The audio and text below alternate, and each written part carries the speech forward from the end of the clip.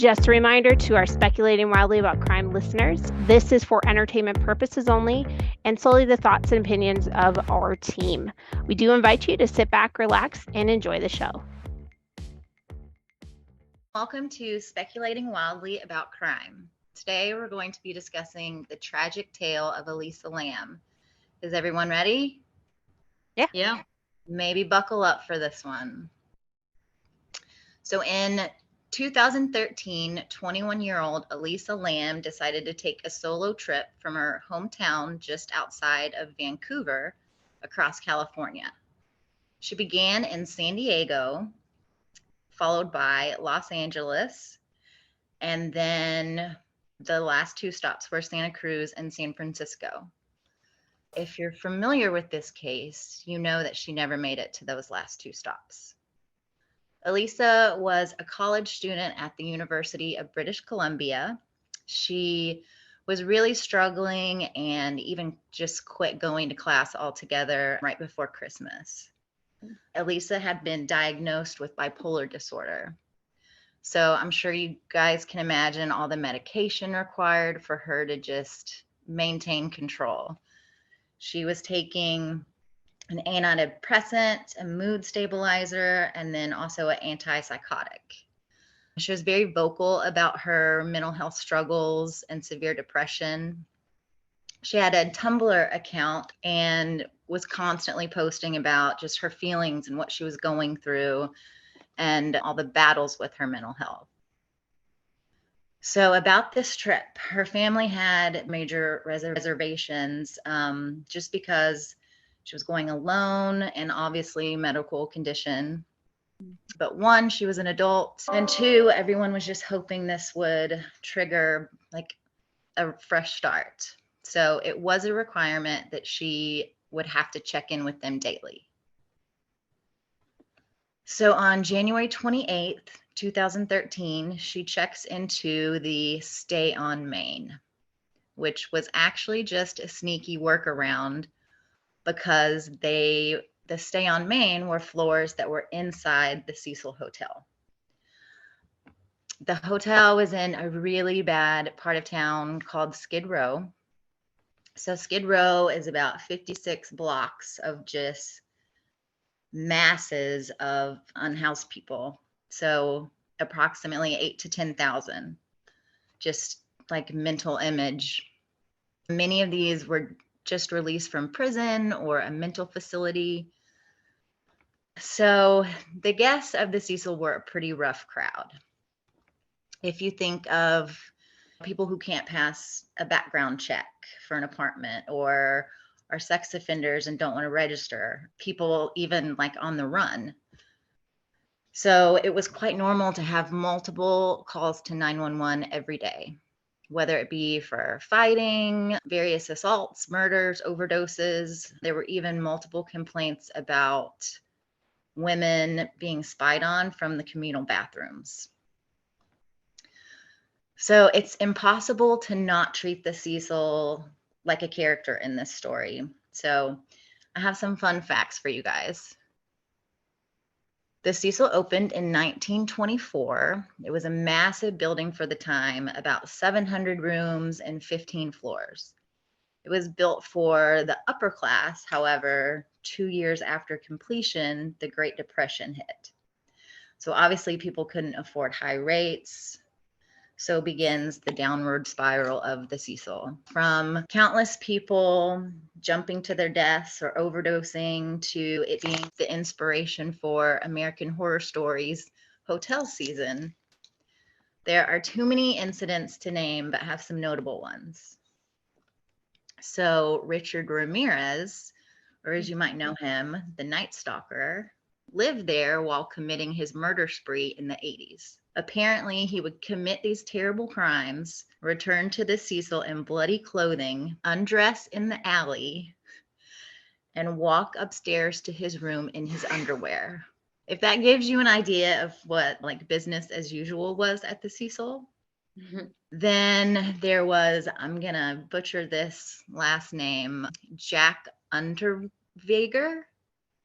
He was a serial killer from Austria who committed murders in multiple countries, but he also spent time at the Cecil, and his MO was to prey on sex workers from Skid Row. It's also speculated that the bar at the Cecil was one of the last places Elizabeth Short, aka the Black Dahlia, was seen alive. That's crazy. It was nicknamed the Suicide due to so many deaths occurring inside the hotel. So all of these things happening, it's obviously a hotspot for paranormal events just due to everything that took place there. So one more point on the Cecil, it was sold in 2007, and the goal was to evict all the long-term tenants, remodel, and then get back to operating as a true hotel. So in the process, this was deemed unlawful as it was considered a residential hotel. Hence, stay on Main. The Cecil would be for the tenants, and stay on Main was more of a hostel situation for guests. I already mentioned it was 3 floors within the Cecil Hotel. They had separate entrances, separate lobbies, just totally different experience. And if you look at pictures, Stay on Main was like kind of like fun and funky, almost like a boutique hotel. Mm-hmm. But one common denominator was the elevators, which were used by both groups of people. Any thoughts on the Cecil? Would you guys stay there?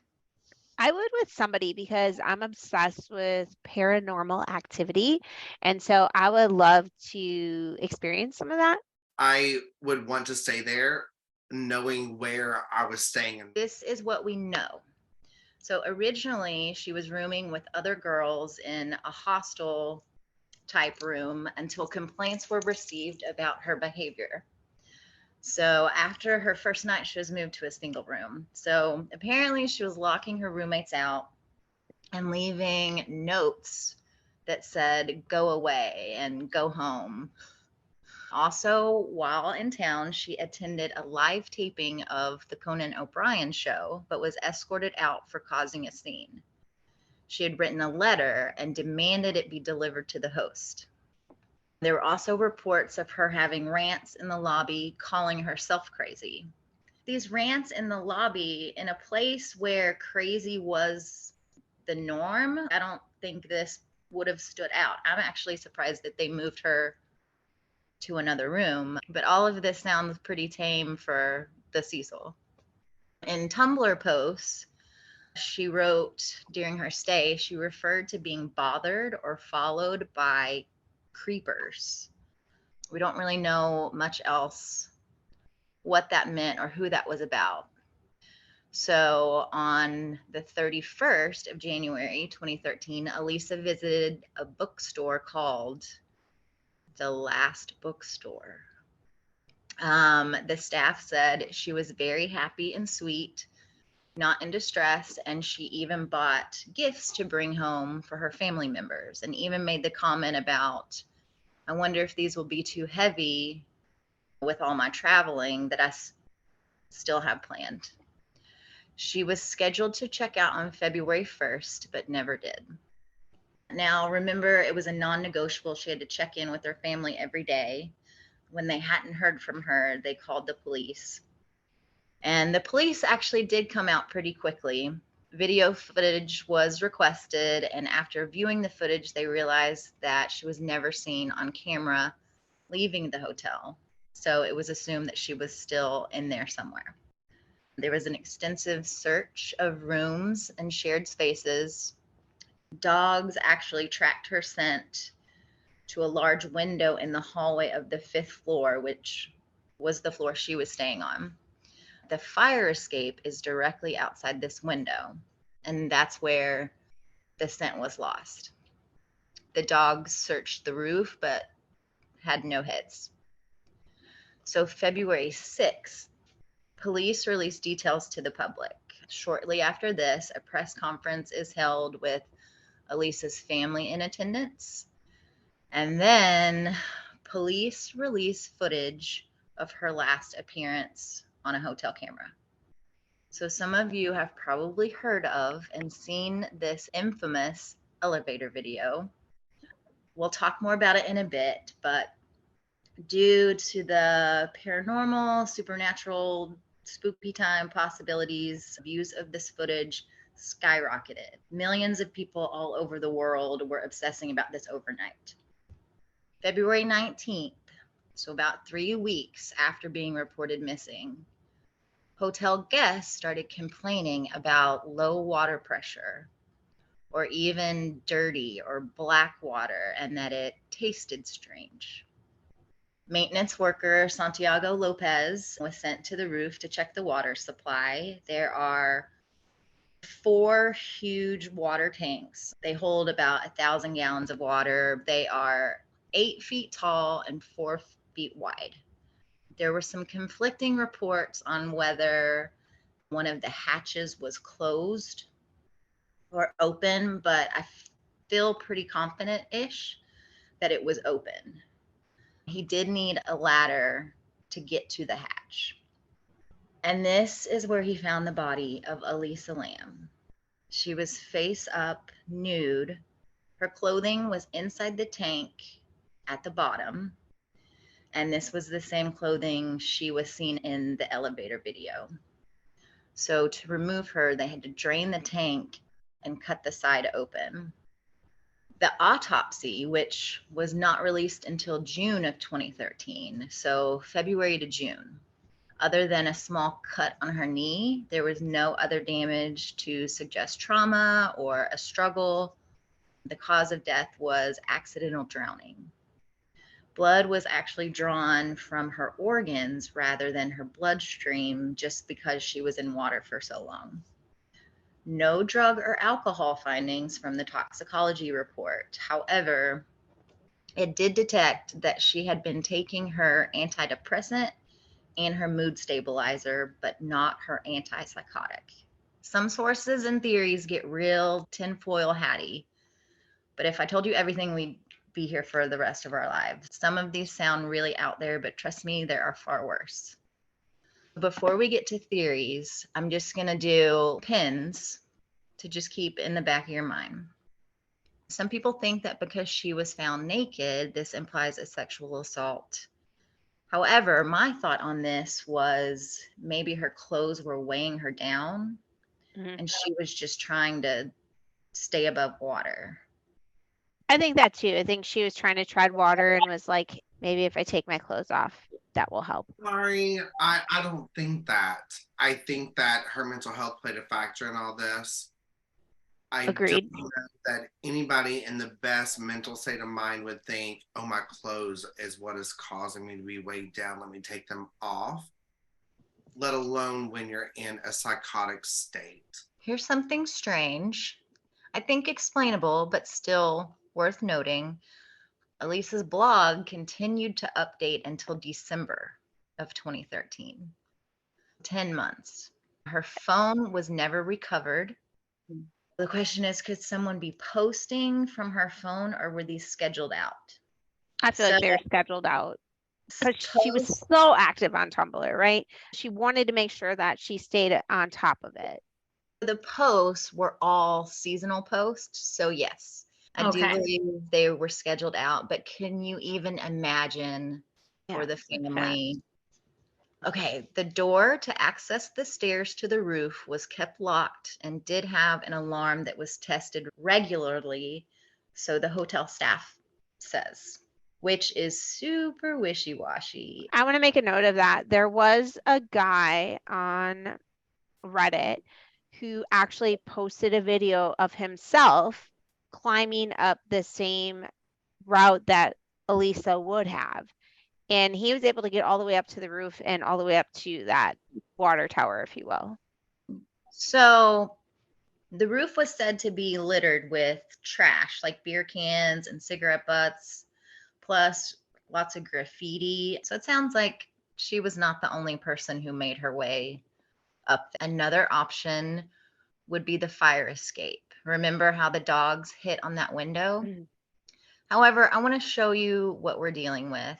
Most look like flights of stairs with rails, But the last one, and presumably in the dark, this is a hard nope for me.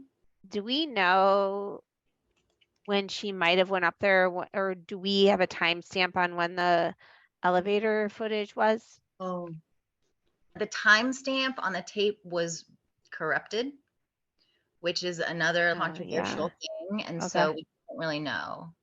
So this, see how these are, you can see how I'm not climbing up there, but you can see until we get here. It looks pretty standard, pretty safe. However, this is the last. no, well, Oh, and you're at last floor 12 at this time, or 14. There's no way. There's no way. I'm not doing that. but You going back to David's point, if you're in a weird mental state Yeah. and you think somebody's chasing you, or you think that's the only way Correct. out or the only way to safety, maybe yeah. I Maybe. mean, who knows what you're gonna do when you're adrenaline. really messed up. And it doesn't even have to be, it just, who knows what you're gonna do when you're not completely there mentally. I believe she was really scared. And regardless of why, and if it's something we can see or not, either way, she was really scared, which to your point, Missy, is the Mhm. adrenaline. I just know it looks like terrifying. But David is right. If I was terrified of something, I would think, at least this is what I'm thinking right now, today, I would try whatever I needed to do to get out of that situation. What we have to realize is, even though if we were talking to her today and she was saying what was realistic to her makes no sense to us, it was still realistic to her because of the lack of medication, the state of mental illness. And I just think, without trying to get on a tangent, as bad as I want to, mental illness plays more into this than is being recognized. And when you think of where we were with mental illness in 2013, Yeah. mental illness made a huge turn in 2020, 2021 when COVID happened, but still not the turn it needed to take, but it adjusted some. 2013 seems like yesterday, but when it comes to like mental illness, It's still frowned upon to go to therapy. I can't believe that 2013 wasn't yesterday. And also, goddamn, you're right. Okay, so the hatch open leads to her being alone. Closes means someone would have to be there. So there was at one of the, I don't know if it was at a press conference or just an interview, but one of the officers said it was closed. And then they came back later and said that was a mistake or a misspeak, or that's a huge fucking misspeak. But anyway, so the opening was about 18 by 18 inches. So if you just think about that, you would have to pretty purposefully get in or put someone in there. So if it was a foul play, you would have to get to the roof. There's a ladder that goes to the platform that the tanks sit on, and then another ladder to the hatch. She didn't have signs of a struggle. Put her directly in. I don't think she was put in by someone. Also, I have another pick for you guys. So I'm going to share this picture. So do you see how this is obviously the edge of the building? And then she was in the tank that was the hardest to access because it had no, like, you from either side it was blocked. Does that make sense? That was blocked. So that even lends more to the idea that it was not foul play and she made it in there herself. It was purposeful. Okay, we have reached the point of the evening where we're gonna watch a video. Okay, so I know if you've seen this video before, super grainy, super hard to tell. You can see the timestamp is down here. So then I found this, which I'm assuming some sort of AI came and made it look 9,000 times clearer. So Anyway, let's watch this and then I want your thoughts. Okay. I feel like she's purposefully hitting those buttons, right? That was very calculated. So here I would think maybe she's wondering why the doors aren't closing. But now I feel like she's hiding, Now she's right? hiding. Or is she trying to get the door to close? Or, yeah, maybe she thinks there's like a sensor, but now she's standing deliberately in front of the door. Is she waiting for someone? Now she's stepping out and doing a weird dance. And now she's off camera. I don't think that's sensor related, because if she was doing that to try to trick the elevator, I feel like she'd be trying to stand in front of the door to be able to stop. Right. You know what I mean? I don't think she's doing it for sensor purposes. I've got this whole tangent. I'm trying so hard. We're waiting. I'm Yeah, waiting. I feel like we are on the same page, David. And how odd is it that the doors have never tried to close? I do think it's a old elevator, so it's probably slow AF. And she's pressed every button, so she's made it even slower. And now she's pressing even more buttons. So now I think we are officially going to every floor. But she keeps getting out. So I don't know if she's waiting for somebody or So this if is the super creepy part to me, where the hands, right? it just looks so unnatural. These are not movements that it's almost like sign language. Or to go into a little bit of my theory, is she having a conversation with somebody? It looks like she's having a conversation, but I talk with my hands a lot. I don't do whatever this movement she's doing. I'm on a couple of antidepressants. I am advised by my doctor, you cannot just stop something when it comes to these antidepressants. I can't just stop cold turkey. We're on an antipsychotic, and if you are just stopping them, and it is on record that she was not taking them the way that she should. I'm pretty sure that they found her medication. They did. And it had more than she started with. Like it said, when she picked up her prescription, she picked up 40 pills. And when they counted her prescription at the end, she had 60 or something. So something was not adding up where you would speculate that she wasn't taking them correctly or she was starting to not take some of them. So, exactly. So to me, what was happening is she was still going to her appointments and still getting her refills to appease whoever, whatever. Maybe it was because she knew she was planning this trip, and if I just do every other day, I'll have my medication while I'm there.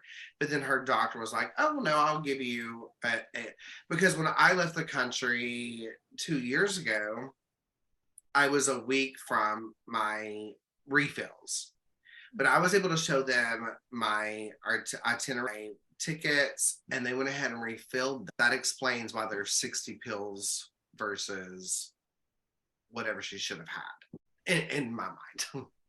Or could she have already been stopping to take them because she didn't like how they were making her feel, but refilled them to appease her parents? That's exactly what I was saying, is that she had stopped, that before she even left her country, she was still going to her doctor's appointments. She was still getting her refills. So is there anybody who hadn't already seen that video before? It still gives me chills. I hate how you see her go off frame and then that's it. Yeah. There's also an idea that she could have been playing the elevator game. Yeah. Which some say is a passageway to other dimensions.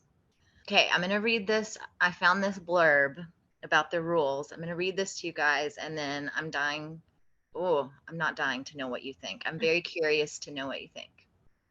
So first, the player must choose a building with at least 10 accessible floors and locate one elevator that can be used without anyone else trying to get on it at the same time. The player will then enter the elevator from the first floor, but absolutely must be alone. Once in the elevator, the player must visit each of the following floors in exactly this order, pressing the next button just after arriving at each floor.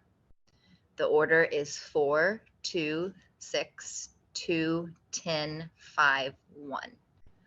Upon pressing the button to once again return to the first floor, the elevator begins to move up instead of down. Then the ritual has been successful, and the next floor the player arrives at will be at the portal to another dimension. However, if the elevator obeys and begins descending to the first floor, the player must exit the elevator and the building as quickly as possible and not for any reason look back. When playing the elevator game, there is a good chance a woman will try to enter the elevator when the doors open at the 5th floor.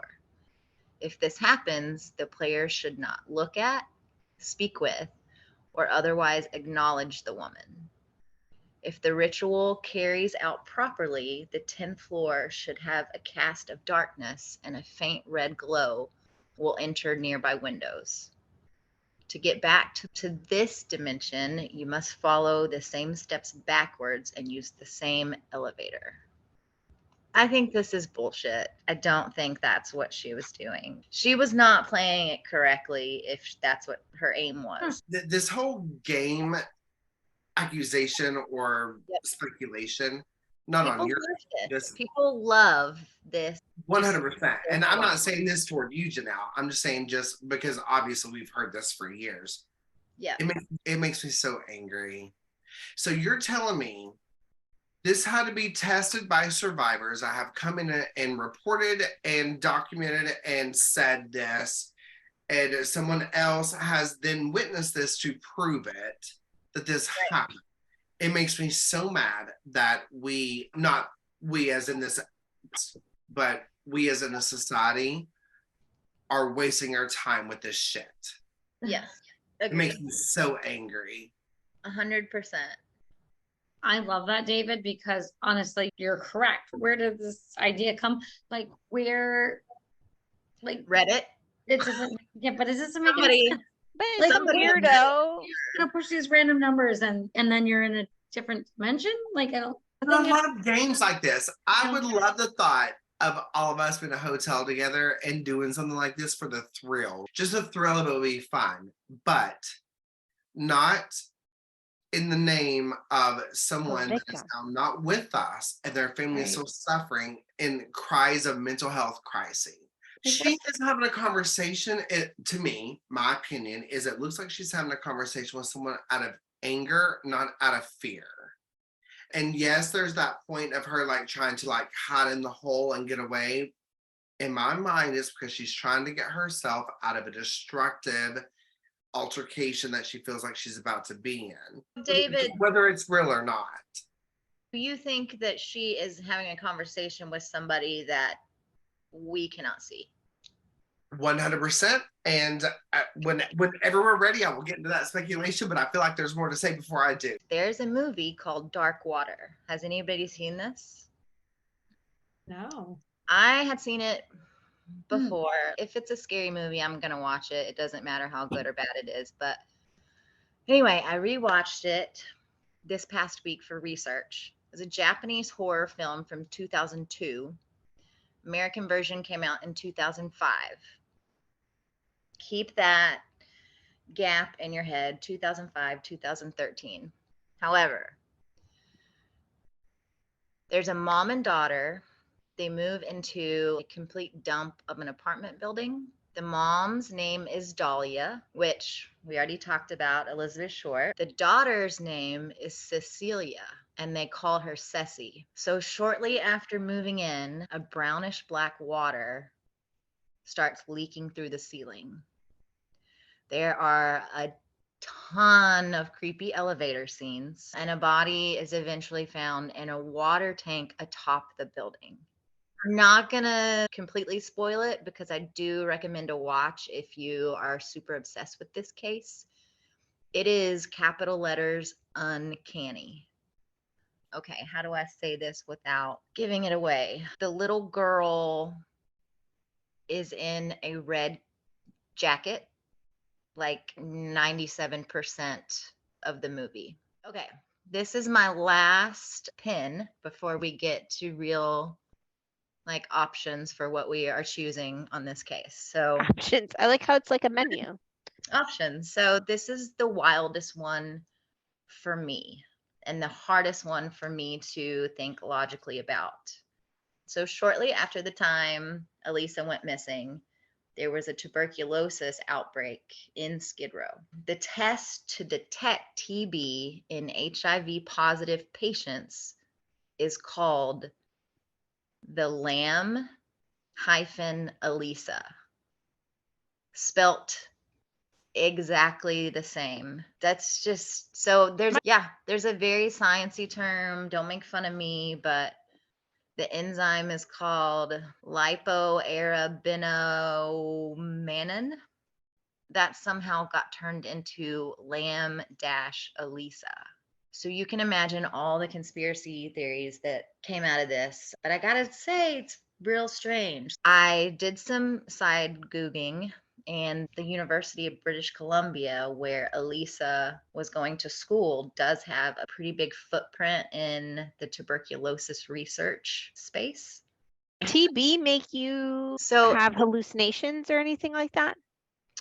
I'm not sure, but it has been speculated that she could have been, I can't believe I'm saying this, like a biological weapon sent to expose the homeless population in Skid Row. Everybody's speechless. That's like saying you release COVID on someplace. I didn't say that was my pick.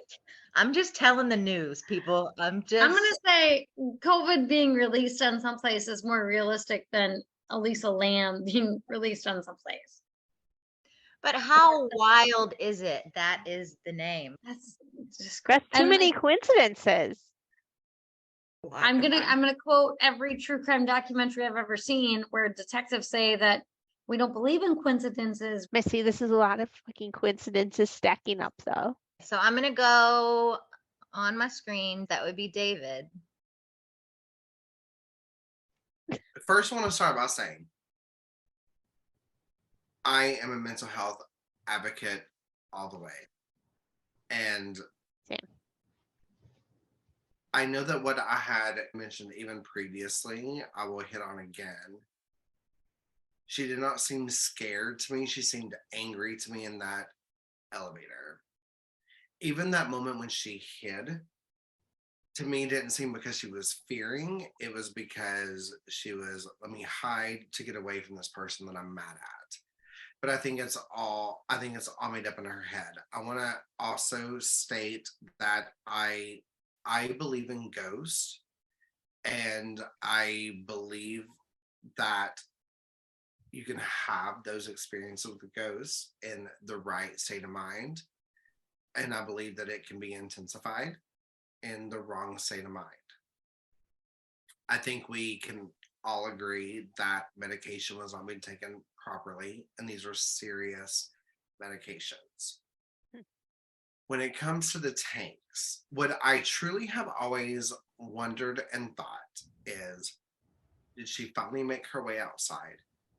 And there was somebody outside smoking a cigarette at the tanks, knowing how mentally distraught she was just by looking at her. And maybe they're in that same mental distraught, and they coerce her to get in the tank. And then they couldn't rescue her, they ran away. That's what I've honestly always thought. I think that it was an accident on her part and on their part, but it's caused a big mess. So that's, David, that's interesting because that's several of my theories Frankenstein together, where foul play, a mental break, and accident all culminate into this terrible thing. There's just part of me that is, there is this man out smoking a cigarette. This young girl comes out distraught, and maybe she feels safe because she's feeling the presence of somebody that's being kind. And he's saying, oh, if you're running from something, like jump, take off your clothes, get in this tank. And so I feel like there's just this whole like mental crisis between two people where sexual assault was uninvolved, ill intent was uninvolved. It was just victim of screwed up circumstances with mental health and the lack of recognition of that. I will die on that hill with this case. Okay, Jamie, go. Okay, so I too believe it was a mental break type of thing. I also believe in paranormal activity, and I do believe she was encountered with one of those paranormal activities in a negative way. And I think this paranormal force preyed on her and wanted misery loves company. So, hey, I want you to come with me type of thing. And so was pestering her for a little bit while she was there. And I do think she was in the elevator. I will contradict David in 2 points. Number one, she was in the elevator. I do think she was afraid. I do think she was trying to run away from this. And I do think that's why she hid in the side to try and get away from this person or this. I shouldn't say this person, I should say this demonic thing or this paranormal thing, or even this made up thing in her head. If you don't believe in paranormal activity, I do believe there was some kind of mental hallucination that was happening, whether it's paranormal activity or not. I do believe she climbed up to the roof on her own cognizance of whether it was she felt like she was being chased. I personally believe she felt like she was being chased by something that she hallucinated or something that she thought was paranormal activity, one or the other, got chased up to the roof. I believe that she saw the water tower as an escape. Where I do contradict with David is I do genuinely believe that she did take her clothes off on her own cognizance to try and survive. And here's why I think that. And I want to preface this by saying I've never had a mental break, but I'm going to compare it to, it's an awful comparison, but the only time if I've had my mind altered from drinking or something like that, if I am in a panic 911 situation, my life might end, I snap myself out of that mind alteration, right? And so I imagine her being in this mind altering state, and all of a sudden, fuck, I might die. How can I try and save my life? And she snaps out of that panic state. And bless her heart, that's an awful place to be in. And that's honestly what I believe happened. And it makes me so sad. I want to say that there's foul play. I want to say that somebody interacted with her and made her do these things, but there's nothing that points to that. All right, Carolina, what you got?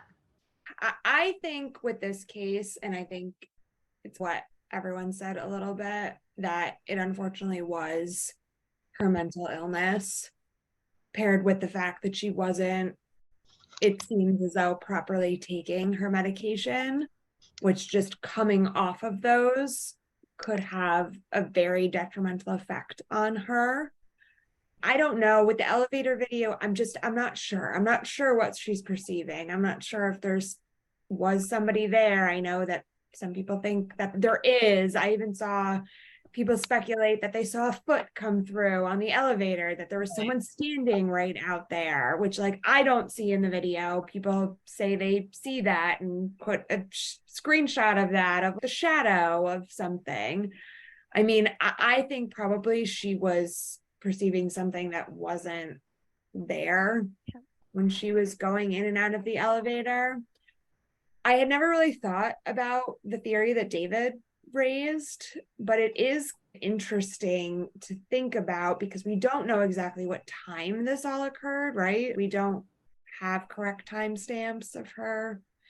So it's just interesting to think about when you, like Janelle, you had said that there's definitely evidence that there were people going up to the roof regularly. There was garbage, there was beer cans, there was everything. It almost sounded like a party place where people would go and drink and smoke and all of that, that it seems like a very strong possibility that there could have been one or more people up there when she went up to the roof, and whether she interacted with them, whether something like what David said happened, or even she felt threatened by them after a bit of time and did that as an escape. Like I think that probably that possibility couldn't be ruled out.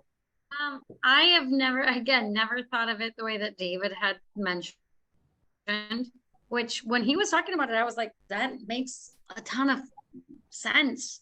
But again, I want to go back a little bit and just say, okay, what if we look at, because Jamie and I were earlier talking about psychics, right? We're talking about people that maybe have more of a sensibility or a ability, right?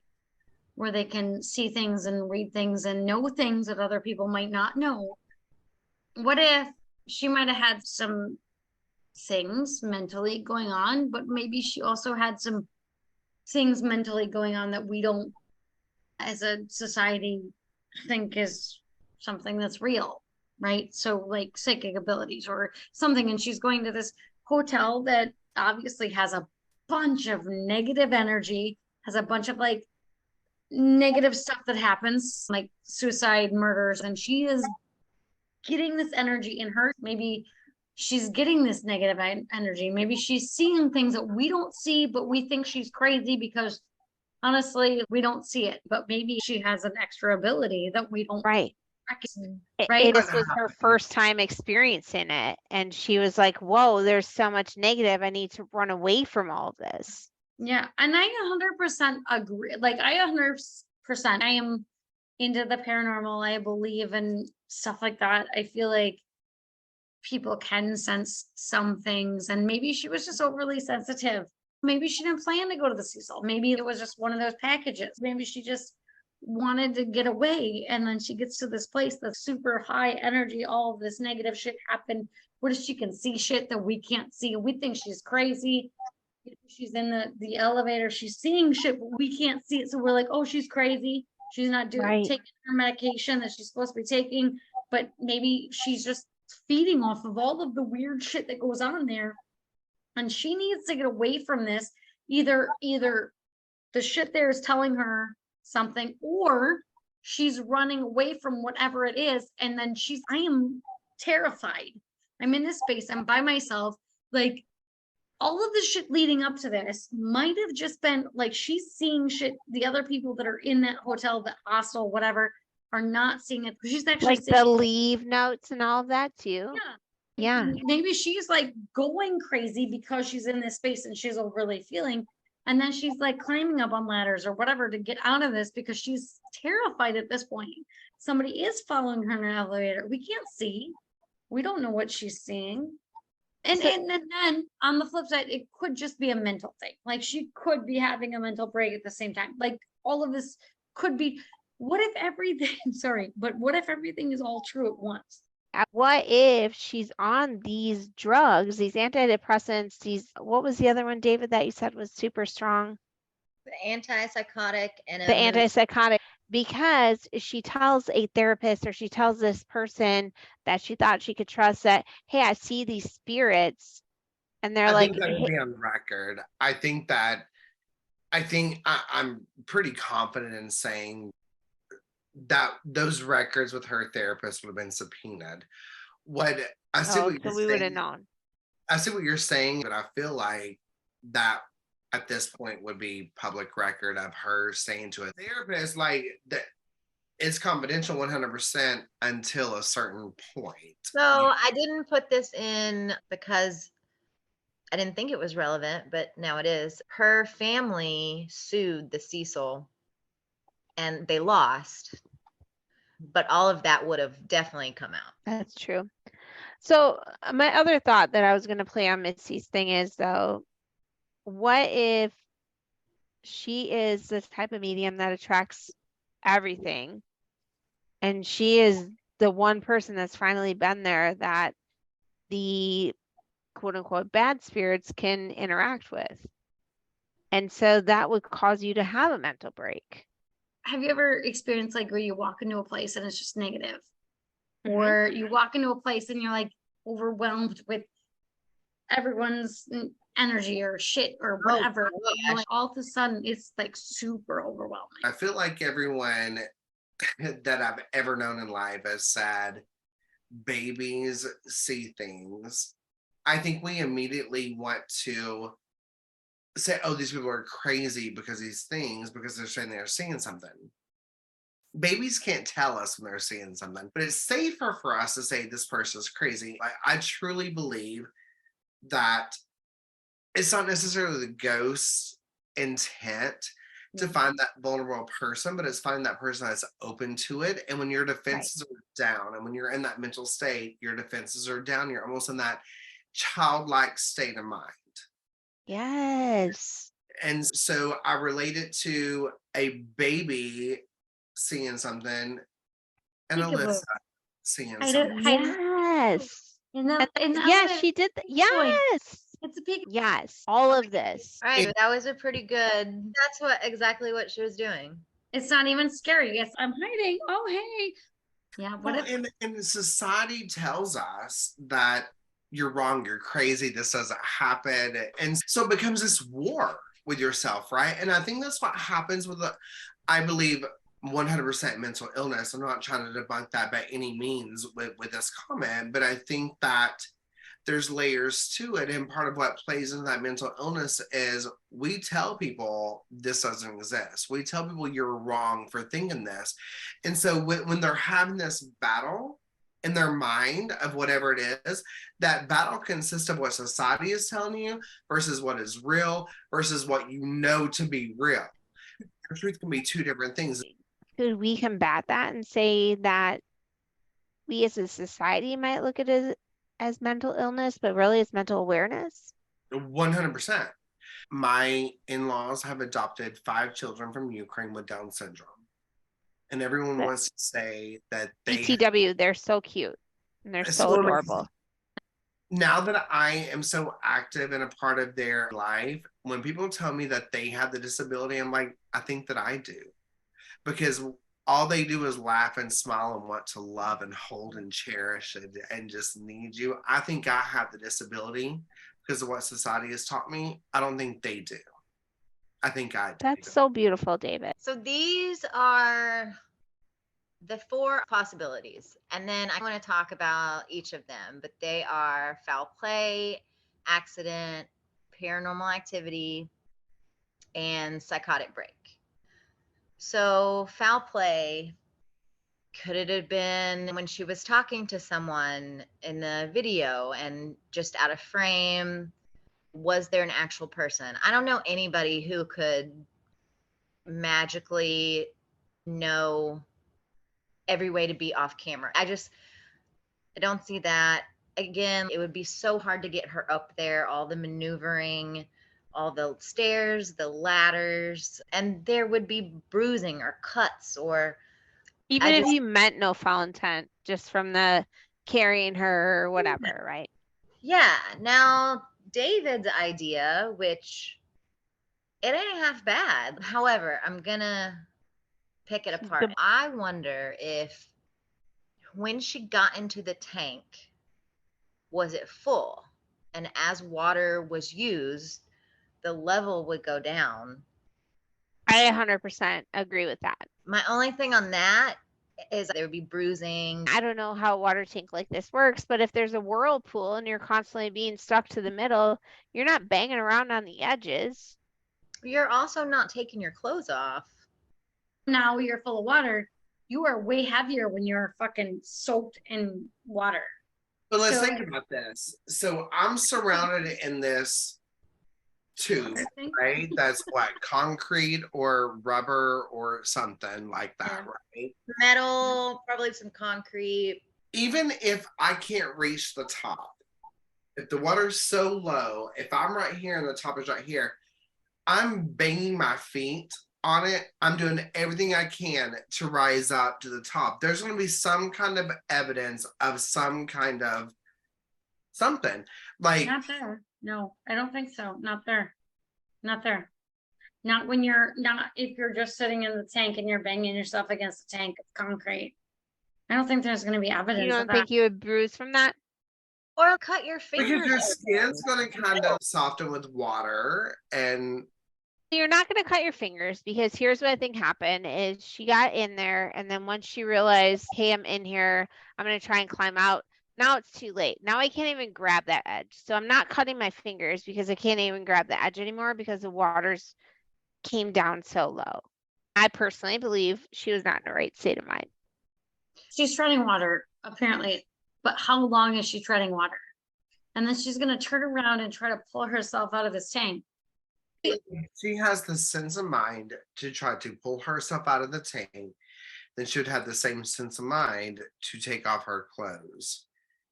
I don't think either one of those are true. So it's also such an obscure thing. I just put myself there and I'm like, okay, it is dark. There are water tanks. I don't even know if the hatch was closed before she got in. Like, how would you even know there was a hatch? Because it was so high from where she was. Remember, these tanks are on like a huge platform that you have to take a ladder up. Wasn't there like a maintenance guy or something that either shut the tank when he shouldn't have and then reopened it or something? Wasn't there something like that? Yes. If I was in a panic state of mind and I was just in the right state of mind, but also panicking, trying to think of what I could do. If I took off my clothes, it would be to tie them together, hoping to throw them that it would catch on to something to use as a rope, to use as a ladder of some sort. Yes. And this wasn't happening, right? It was just, here's her bra, here's her blouse, here's Right. her, like, yeah, nothing was tied there together. was no rhyme or reason to why would you do this, other than let's grasp at straws. And in the mental break, she was like, oh, my shirt and bra is weighing me down. In the right state of mind, I would never think of that. Remember, like it was a hoodie, which I that's feel like in any mental state, you would maybe at least take the hoodie off, but maybe not the rest of the shit. Like, I'm going back to it. It snaps you out of it. I do believe that there are certain situations that will help snap people out. But I also wonder if at some point, even if she snapped out for a second, was like, oh my God, was it the safety mechanism to go back into that state of mind of because this is it. It's easier. my third possibility is paranormal activity. I'm not totally discounting your theories on someone that picks up on energies, and she talks so much about her feelings on her blog. Like it was literally all feelings. Like I think she was probably a total empath. And a place like that could be really hard. Do I think a ghost got her into that tank? No. I know a lot. I put it in here because I know a lot of people like want to attach that label just because it's more sensational, but I don't think I do. Like I 100% like I don't think got taken over. it was a poltergeist that like drug her in to the tank. I think, and I don't know if this should lie in this option or the next one, but I think it's probably already an eerie experience to have a massive homeless camp directly outside your hotel where people are openly doing drugs and having sex and like talking to themselves and fighting and every possible thing that you can imagine that you would not want to see outside of your hotel. So it's like as soon as you walk in, you're already like, fuck. And then I think maybe it takes one creepy thing to happen in the hotel to push you like completely over the edge I don't think she got possessed. I do not think that she was walking down the hall and got possessed by this demon and this demon made her do something. I think that what is dangerous is over medicated and under medicated. What I don't feel has been explored enough is there are things that make that perfect storm, right? So, Sure. if someone was on this roof that was on meth or over medicated or under medicated, and you had these two people talking to each other outside of their own right mind and body that are hearing whatever their minds are letting them hear. And so let's say she comes outside in this panic, unmedicated state of mind, and she meets somebody that's high on meth. And this is total speculation, guys. Let me stress that. That's what we do. But he's sitting there smoking a cigarette, stressed out, and he's, oh, all you have to do is take a bath, wash your clothes. Let's push off this lid. Like, put your clothes in there, jump in this water, and just cleanse yourself, and I'll help pull you out. And then it's the blind leading the blind. What I truly think with what we're given is if someone else was involved, it was their intent was not to hurt because she was naked and or disclothed and played, however. And a lot of people want to associate that with sexual assault, but there was no signs of that. I feel like there was another person involved, but it was all out of a distraught state of mind, and they thought they were helping, and then it got to the point they were like, I don't know what to do at this point. I just need to leave. And they walk away from it. And there's nothing to tie them to it. And you also get to these places in a psychotic state of mind, drug related, undrug related or not, where you may think these things have happened, but you have nothing to believe it, and then you choose to forget it. I think two people met each other in a crisis mode innocently. They thought they were helping each other. Shit got real. Yep. And the person that knows the truth doesn't even know they know the truth. They were actually fucking there. Yeah. Damn it, David. Yeah. Okay, my last menu option. So I took this even further, but I said a psychotic break that led to suicide. Couple points. Her episodes were more on the depressive side, not manic. However, maybe she had never changed up her cocktail this much to where she wasn't taking her antipsychotics. The family did confirm that she had been hospitalized before. And when she went off her meds, there would be hallucinations, paranoia, and just not in tune with reality. So my big question was, if this was the case, and I guess maybe I'll take suicide out of this, but I'll tell you after I say this why it's hard to. So if you're going to go off your meds and what will happen because it's happened before, why would you do it? And why wouldn't you do it on your last stop? She still had 2 more cities on her. And I know that is the least of the worries. You missed out on these 2 cities, but her plan it was so important to her. Keep going. Yeah. Like, she bought books for her family to bring home. She intentions of being done. I think I'm with David. I think this was an accidental mental break situation that was brought on by multiple factors. I also don't think that she committed suicide at all. I think that this was, like, from start to finish, a trap for somebody who is really going through something in so many ways. I did not expect this to be such a somber and sad episode, but I appreciate you guys talking through it. I think I learned a lot. I hope you guys got some different perspectives. I have to say, if anybody out there has tips, please contact the LA Crime Stoppers at 1-800-222-TIPS. That's 8477. I love you guys, and until we know more, all we can do is speculate wildly.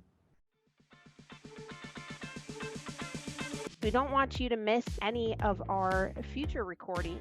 Please take this time now to subscribe to our YouTube channel. You can find us also on Facebook, Twitter, Instagram, or TikTok at SWACPod. That's SWACPOD. Or you can contact us via email for any questions, comments, or case ideas at swacpod@gmail.com. Thank you for speculating wildly with us tonight.